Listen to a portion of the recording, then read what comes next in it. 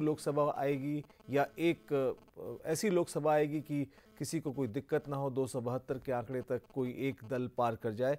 थोड़ी देर पहले नरेंद्र मोदी ने ट्वीट किया और उन्होंने कहा कि जो हमारा मिशन है 272, उस मिशन 272 तक हमको ले जाएं।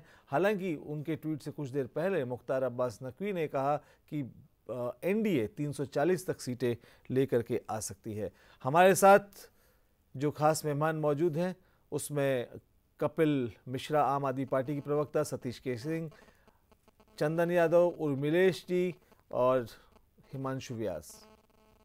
सतीश, आप कह रहे थे कि जो भाषा और ओपिनियन को लेकर के एक संयम रहना चाहिए, उस पर हम अभी जिक्र नहीं करेंगे। हम बात करेंगे जो राजनीति है और जो अभी आने वाले वक्त में चुनाव के घोषणा के बाद होने वाली है।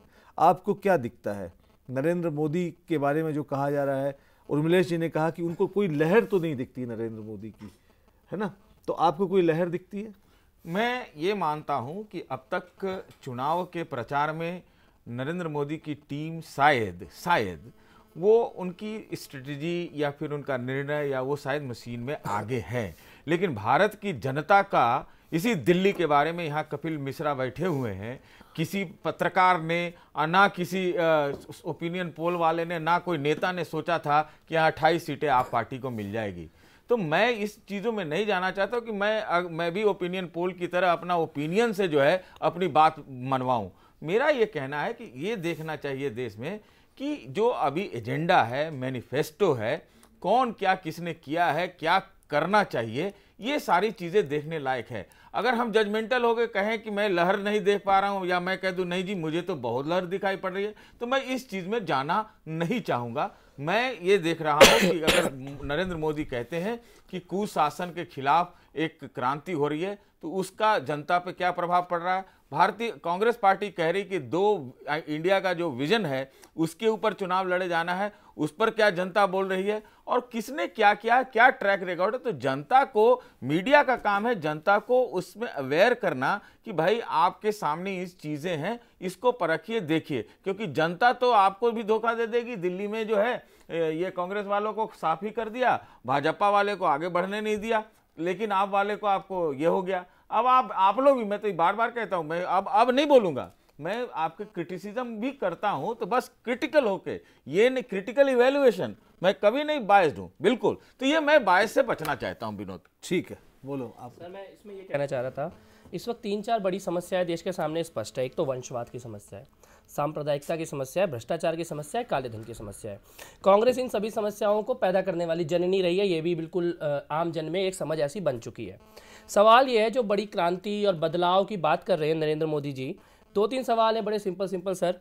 क्या आप पासवान परिवार, बादल परिवार, ठाकरे परिवार के साथ मिलकर वंशवाद से लड़ेंगे? क्या आप बाबू बजरंगी, माया कोडनानी, बोकारिया साहब, अमित शाह साहब, इनको लेकर क्या आप सांप्रदायिकता से लड़ सकते हैं? क्या आप येदुरप्पा और बंगारू जी और नितिन गडकरी और निशंक, इन सब की सेना बनाकर भ्रष्टाचार से लड़ सकते हैं क्या? सर, जनता सब समझ रही है, जनता को मालूम है कि अब की बार ये एक जैसे चेहरे हैं सर, मुखौटे बदल रहे हैं लेकिन नीतियां नहीं बदलेंगी। और एक सवाल है बड़ा सिंपल सा, कभी भाजपा का कोई नेता है तो उससे पूछेगा, एक ऐसी नीति, आर्थिक नीति जो मनमोहन सिंह जी ने लागू की और नरेंद्र मोदी जी ने विरोध किया हो, दोनों की एक जैसी पॉलिसी है सर, कोई भेदभाव नहीं है इन दोनों पार्टियों में। और बदलाव बिल्कुल, अगले 2 महीने हिंदुस्तान की राजनीति में ऐतिहासिक बदलाव को लाने वाले महीने हैं।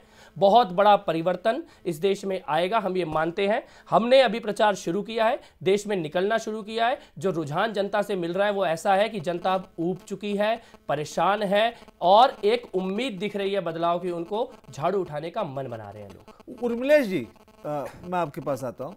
ये दिल्ली के जो विधानसभा चुनाव हुए थे तब भी आम आदमी पार्टी को बहुत अंडर एस्टिमेट किया गया था, और जिस तरह की बात कपिल मिश्रा भी कह रहे हैं, ये इनका संकेत वापस से उसी तरफ है। कहीं ऐसा तो नहीं कि जो विश्लेषक हैं, जो राजनीति समझते हैं या दावा करते हैं, वो लोग फिर से कुछ गलती करने वाले हैं?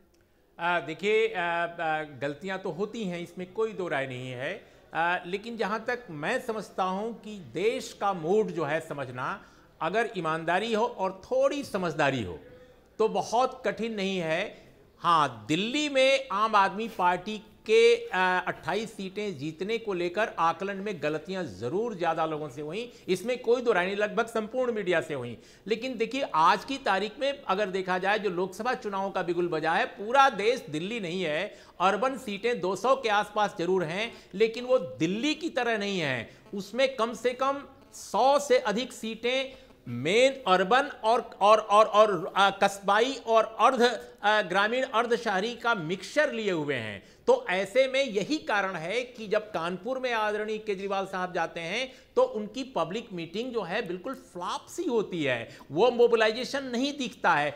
अभी एक बीजेपी के संदर्भ में कोई कह रहा था कि साहब वहां पर एक मोदी का, गुजरात में मैंने अभी देखा, गुजरात में वैसे भी लोकसभा में पिछले चुनाव में भी कांग्रेस ने बेहतर परफॉर्म किया था, ऐसा नहीं है कि वहां लहर थी केवल मोदी साहब की। अभी वहां पर गुजरात यूनिवर्सिटी के इलेक्शन हुए हैं और मोदी साहब के नाक के नीचे एनएसयूआई जो कांग्रेस की यूथ विंग है उसके लड़कों ने चुनाव जीत लिया गुजरात यूनिवर्सिटी में। तो अभी क्या है पूरे देश का हाल, ये यही मैं कह रहा हूं, यही मैं कह रहा था। लेकिन एक बात जरूर साफ है कि कांग्रेस के खिलाफ माहौल है। यूपीए सरकार की जो परफॉर्मेंस है वो बहुत खराब रही है मेनली। और जैसे अभी हमारे कुछ मित्र कह रहे थे, मैं उस बहस में नहीं जाऊंगा, वो अलग विषय है पत्रकारिता का, वो अलग एक बहस कराइएगा, हम जरूर आएंगे।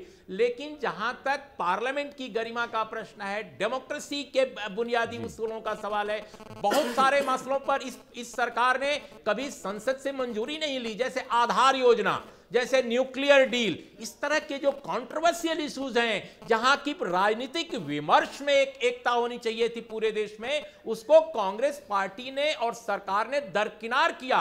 मैं समझता हूं कि कांग्रेस ने बहुत सारा काम किया, चंदन जी से मैं सहमत हूं कि उन्होंने बहुत अच्छी योजनाएं लाई, लेकिन वो योजनाओं को लोगों ने एक झुंझुना के रूप में लिया कि हमें झुंझुना दे दिया गया है बजाने को, और हमें असल जो इतनी ग्रोथ रेट दिखाई गई कि साहब कभी 8% थी, कभी 6%, कभी 7%, लेकिन इंप्लॉयमेंट नहीं जनरेट हुआ, मैन्युफैक्चरिंग सेक्टर में डेवलपमेंट नहीं हुआ, केवल आपने सर्विस सेक्टर में काम किया। तो ले देकर जो पूरे देश की इकोनॉमी का माहौल है, पूरे देश में जो सोशल डेवलपमेंट का सवाल है, पूरे देश में जो सोशल इंडेक्स का सवाल, आप ट्रिकल डाउन थ्योरी पर काम करते रहे, जो वर्ल्ड बैंक आईएमएफ की पिटी हुई थ्योरी है। ब्राजील ने आपसे बेहतर उसको लेकर परफॉर्म किया, लेकिन भारत में ट्रिकल डाउन थ्योरी जो ऊपर से नीचे आप कहते थे कि टपकन होगा और नीचे तक जाएगा इसका सारा का सारा जो इसके अचीवमेंट्स। ठीक है उर्मिलेश जी, मैं अब मुझे ब्रेक पे जाना है। एक कांग्रेस की तरफ से मैं आपको बहुत मौका दिया, मैं कांग्रेस की तरफ से हिमांशु व्यास का एक फाइनल कमेंट दूंगा। उन्हीं की बातों को मैं जी, हिमांशु व्यास।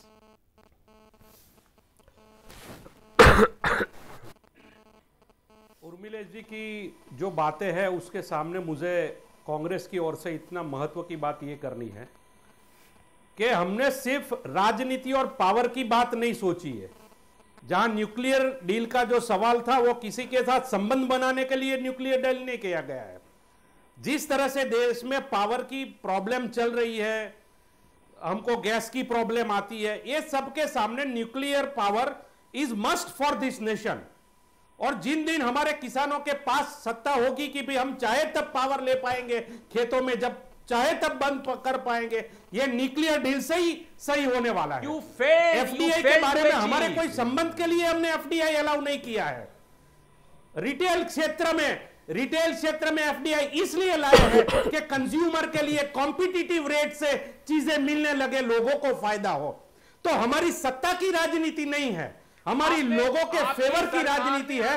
प्रजा को कितना लाभ होगा, ठीक है सर, कुछ लोग समझ पाते हैं, इसी के साथ समझेंगे और वो इसी के साथ समय समाप्त होता है। लेकिन फाइनली कांग्रेस जो नहीं कर सर, रही है बिल्कुल लोगों के समय नहीं हित है। में काम कर रही है। बहुत बहुत धन्यवाद सतीश के सिंह, डॉक्टर चंदन यादव, उर्मिलेश जी, कपिल मिश्रा, हिमांशु व्यास, आप सबका बहुत बहुत धन्यवाद। आज का दिन कई मायनों में ऐतिहासिक है। आज लोकसभा चुनाव की तारीखों का ऐलान हुआ। देश आज से पूरे देश में हलचल होगी, राजनीतिक दलों की में बहुत ज़्यादा कश्मकश शुरू हो जाएगी।